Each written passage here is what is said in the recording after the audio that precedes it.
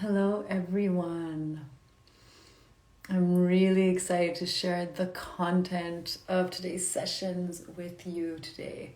I'm just going to wait a while, as people join the session. Hello.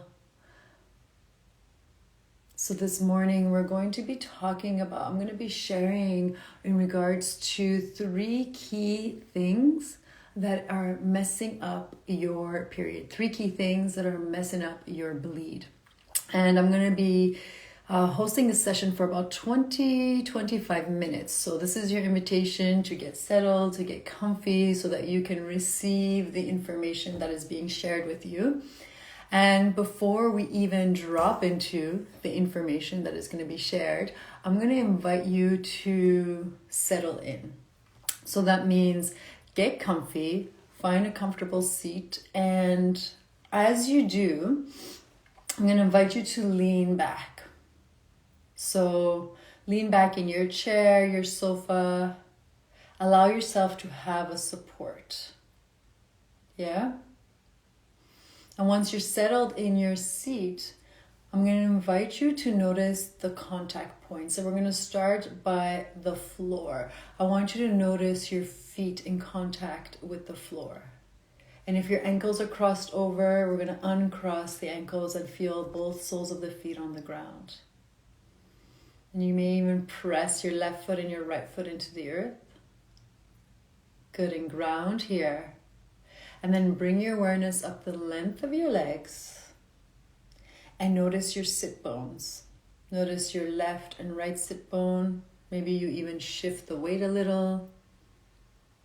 Find your center, lean back, anchor in.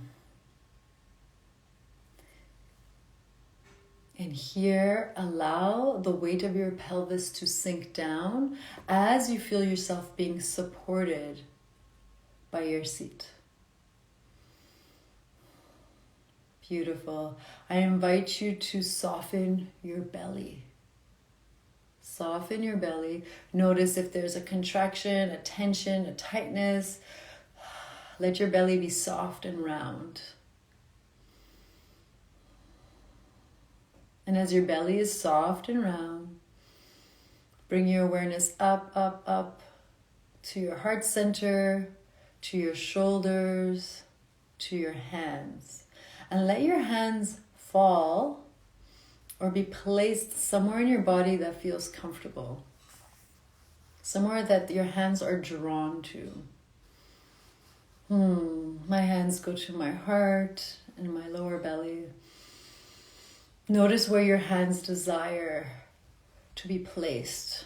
Where in your body that contact is being called. And then as your hands rest in this areas or one area, I invite you to breathe into that space.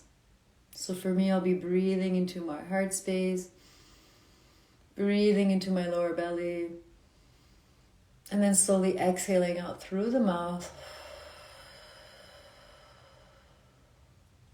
We're going to do this 2 to 3 more times. Take your time to inhale, filling up both lungs, and then exhale out.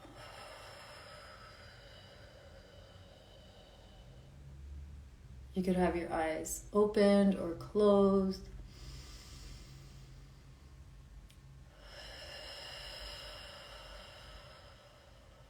Allowing yourself to arrive in your body.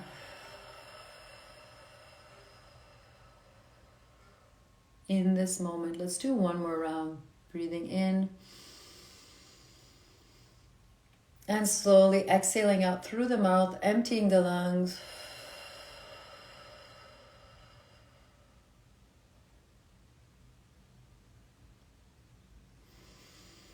And then let your breath come to its natural rhythm. Give yourself a hug, a little squeeze. Maybe shoulder kiss. It's one of my favorite things. Just squeeze it out. So So once again, welcome to today's session. We are going to be talking about 3 things that are messing up your period or your bleed. And I'm sharing in this way on an IG live because there's only so much I can share in a post or in a short reel. Sometimes we've just got to sit down and take in the information slowly and intentionally without being rushed. And I'm sharing this content because I truly believe that anyone who menstruates, anyone who is cyclical, should have access to information that helps you support your cycle, that helps you have a more easeful and pain-free bleed. And I'm going to get into that a little bit more. If you're here, if you've jumped on to this session, it's likely that you are having struggles or challenges with your bleed.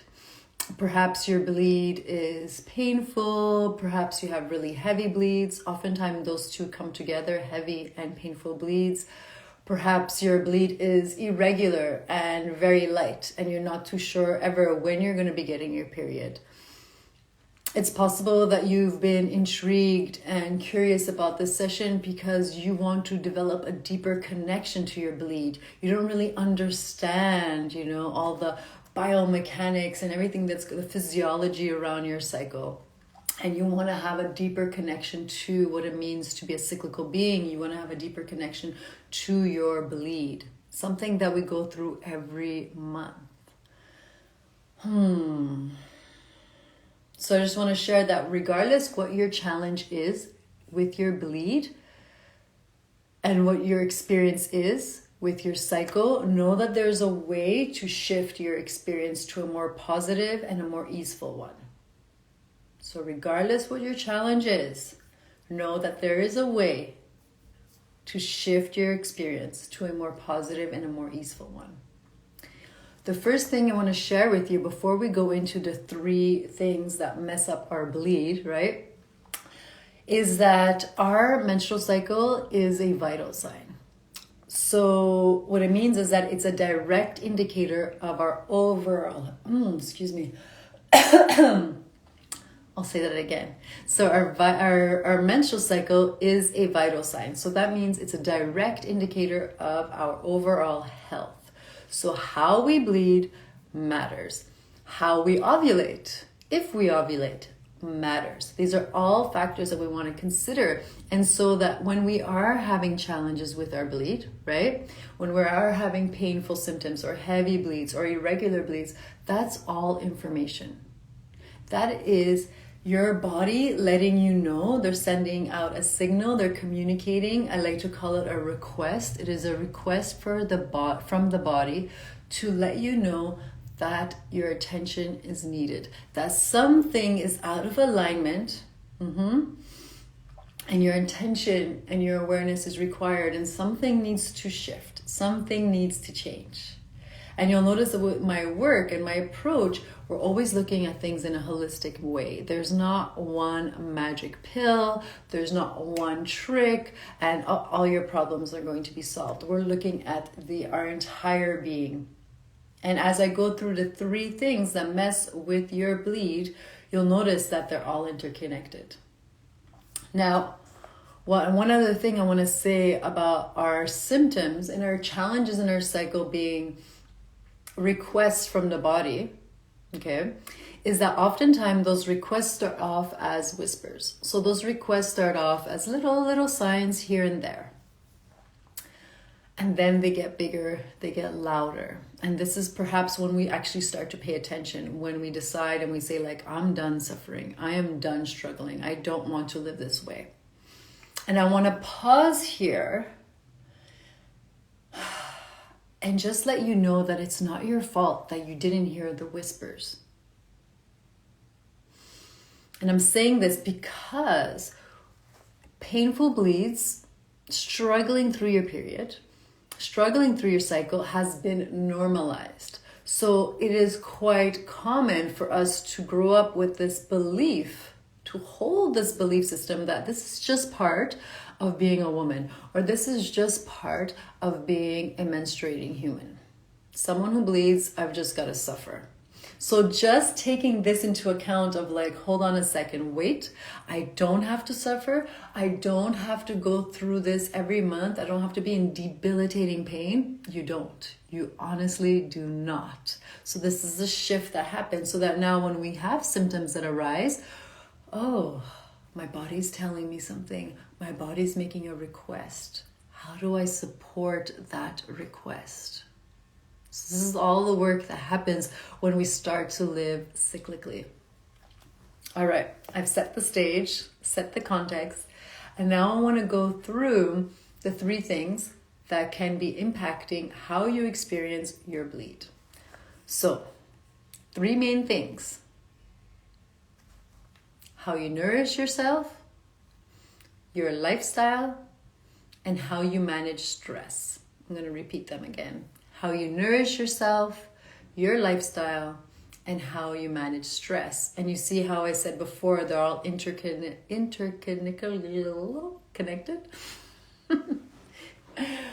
They're all interwoven, they're all connected. And because how you nourish yourself is part of your lifestyle, and how your lifestyle is going to influence how you manage and cope with stress.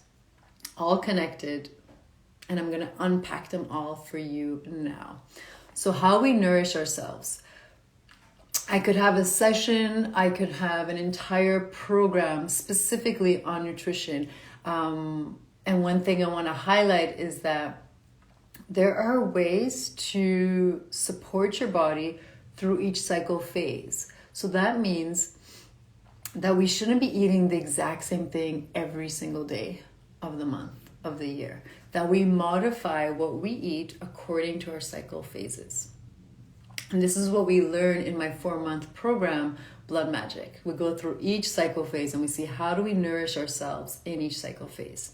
Today, however, I want to look at the things that could be creating inflammation in your body that will lead to hormonal imbalances, that will lead to immune system issues, gut health, and the amount of pain that we are experiencing. So more inflammation equals more pain. More inflammation in the body, or chronic inflammation in the body, affects the whole body's communication system, the brain to the hormones to our reproductive organs. So what we want to do is be aware of like, well, what kinds of foods am I consuming that is creating inflammation in my body, that therefore is impacting my hormonal balance and is therefore impacting my cyclical health or my period health for this session today. So there are 5 foods or 5 different types of foods that will impact the amount of inflammation you have in your body. So that is processed sugar and alcohol, wheat, dairy, vegetable oils. And then we're going to chat a little bit about caffeine. So I just want to take a pause here, take a moment, because sometimes it seems like a lot. It's like, I've got to eliminate all of this from my diet. No, you don't. My invitation is always to start small. My invitation is always to start with one thing that feels manageable, that feels accessible. And then once that becomes a habit, you move on to the next and to the next. And whichever it is that resonates you in particular, right? So I'm going to go through these 5 elements or these 5 things that create inflammation in the body. And the invitation is to drop in within your own unique experience, your own life, and see where there might be a space for change. There might be space for some shifting. So you might say, okay, I'm going to reduce this a little bit in my diet, or I'm ready to eliminate this completely from my diet, specifically if you're struggling with your bleed. So the first thing is processed sugar and alcohol. All right. So anything to do that, like baked goods, candies, sweets, and this really hurts me because I have a sweet tooth. I love sugar. I love processed sugar or sweets. But I did notice a huge difference when I reduce this, and that impacts how I experience my premenstrual phase and my bleed. And the same thing with my clients. In regards to alcohol, alcohol impacts our body's ability to release estrogen. Now we're talking about hormonal balance. We want to ensure that our body is able to release our sex hormones in a healthy, balanced way. So if we're consuming a lot of alcohol, that's going to impact our body's ability to release estrogen. It impacts our body's ability to absorb our nutrients that we're consuming, right? When we're eating healthy, when we're nourishing ourselves. It also impacts our gut bacteria, the healthy gut bacteria. And our gut health impacts our period health. All interconnected. So processed sugar and alcohol. If you're not ready to give these up, to eliminate them completely, my suggestion here is to reduce them at least, or eliminate them in your premenstrual phase and your menstrual phase. So you're not adding extra stress to your body during this time of your cycle. We're going to move to wheat. So even if you don't have a specific sensitivity, or let's say you do not have celiac disease, know that a large proportion of the population, so 7 out of 10 people, will experience a degree of inflammation when they eat wheat. And so this is specific to people who might want to listen up for this one, is that if you have endometriosis, if you have painful periods overall, then this is something where you might consider reducing or eliminating, getting rid of wheat in your diet. Dairy products.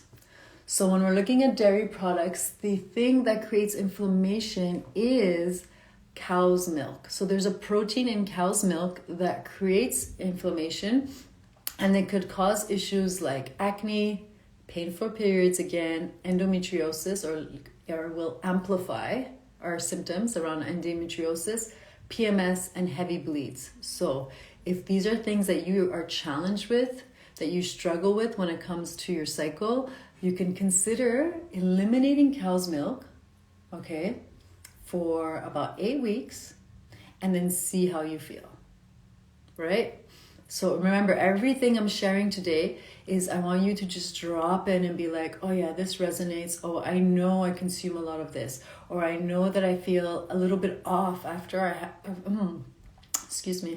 know that I feel a little bit off after I have cow's milk. Okay, so what happens when I eliminate that? And then tune in, check in. Nothing is absolute, so it's really information out there for you to then test it out and track. Am I seeing improvement? Am I not seeing an improvement? Okay. The last thing I want to share here is vegetable oils. So that's like canola oil, corn oil, soybean oil, anything that and food that has been fried. All of this again creates inflammation in the body. It impacts our body's communication, hormonal balance, and how we experience our bleed. So the suggestion here is to use oils that are healthy fats, and that are good in high heat. So that can be like avocado oil, grapeseed oil, coconut oil. And then when you're having it fresh or on low heat, you could use olive oil. Okay, I just want to pause here because I feel like, that's a lot of information. But I did intentionally want to share that information because there is a space for you, something tangible for you to start with. Okay, where in my diet do I notice that I consume a lot of these elements or these foods? How does that link to the type of experience I have with my bleed? Painful, heavy, irregular. And what feels approachable for me right now? What seems manageable? And then start there. And when you do start there, whatever it is you choose, I'm going to invite you to start tracking. How do you feel? What do you notice after you've eliminated that?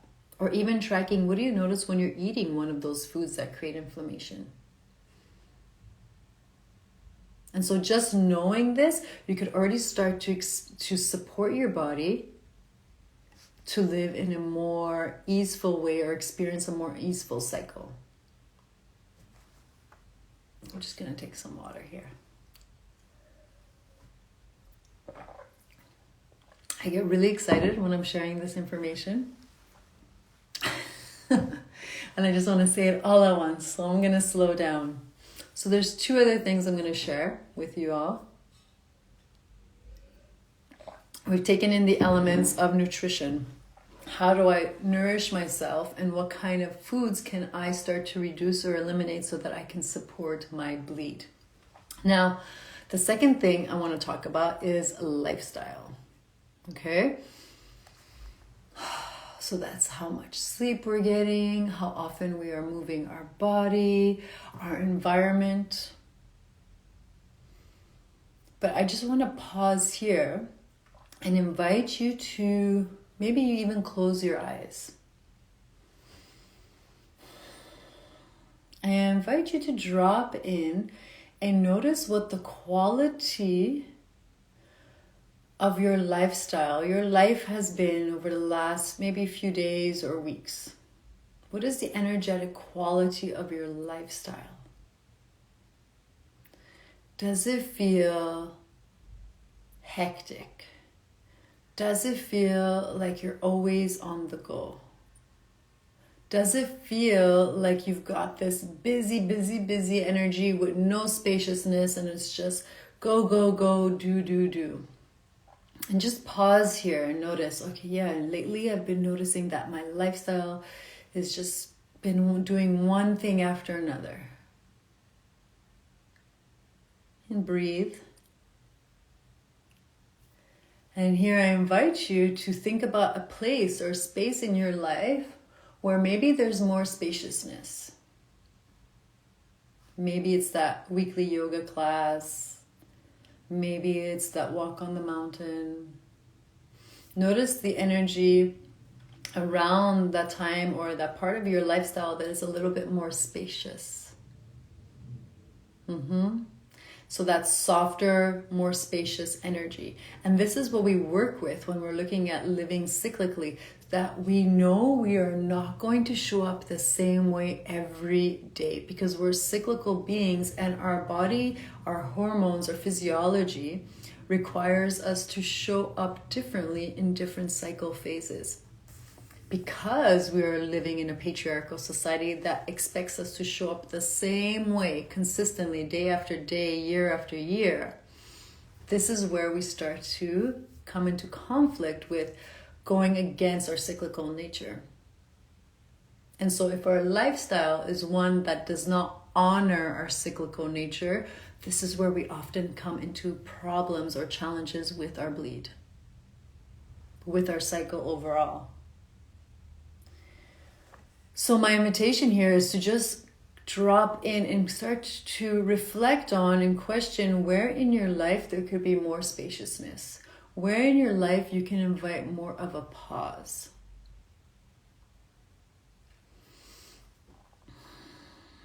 Do you prioritize sleep? Do you move your body? Do you move your body the exact same way no matter where you are in your cycle? So that's another thing. The way we move our body when we're ovulating is going to be different than the way we move our body when we're menstruating, when we're premenstrual. And there's just one other thing I want to share here in lifestyle.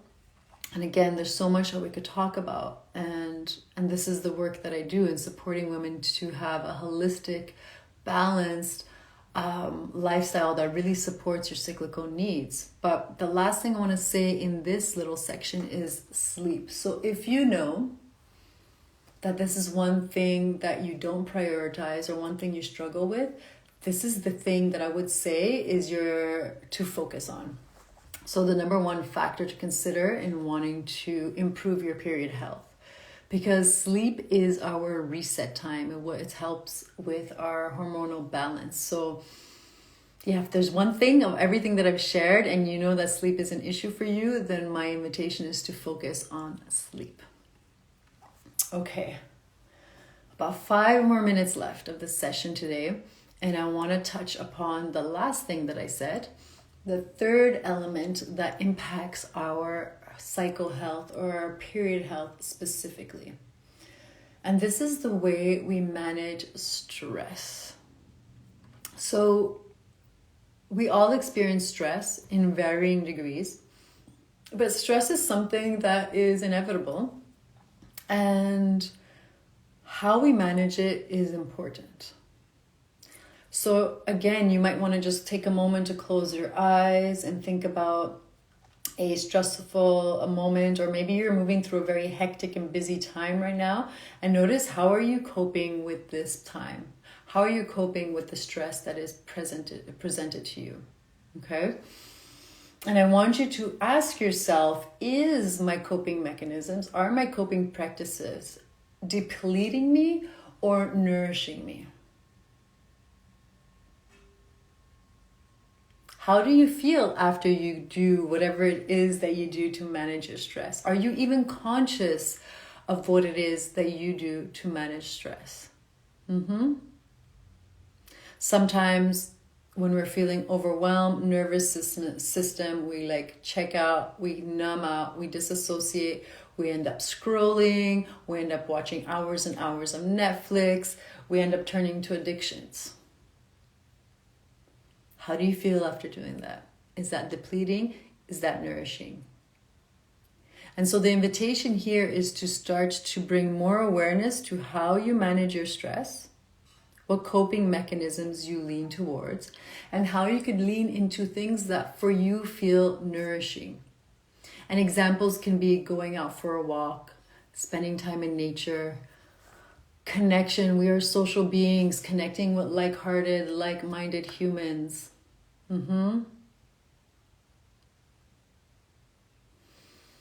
Simplifying. In what ways can you simplify your life? Create more spaciousness. It goes back into lifestyle. Yeah? How do we regulate our nervous system? And so a lot of the work that is done throughout the 4-month coaching container is learning how to work or build resilience. We have a larger window of tolerance so that when we're in a triggered moment or we are in a stressful space, we're able to regulate our nervous system. We come back into our window of tolerance. Connect, create or cultivate community. Ask for support. And notice how much of your stress is influenced or impacted by where you are in your cycle. Knowing that we are actually able to take on more when we are in our pre-ovulation and ovulation phase. And we need more softness, we need more support, we need more gentleness when we're in our premenstrual and menstrual phase. So I also invite you to track that when there are periods of really high stress, or when you are feeling overwhelmed and you are feeling really stressed, notice where you are in your cycle. And so finding different ways to soothe our nervous system, restore hormonal balance, and in turn help to reduce or influence how you experience your bleed and how you experience your cycle.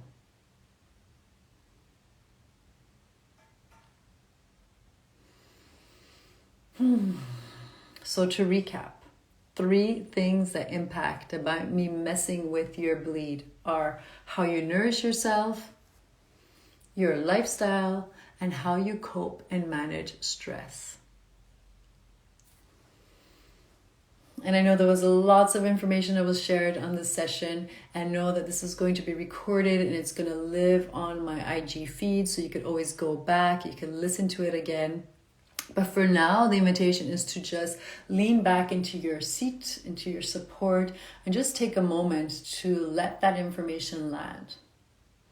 Let that information land and give yourself an opportunity to just sit with that and know that you don't have to do anything right now.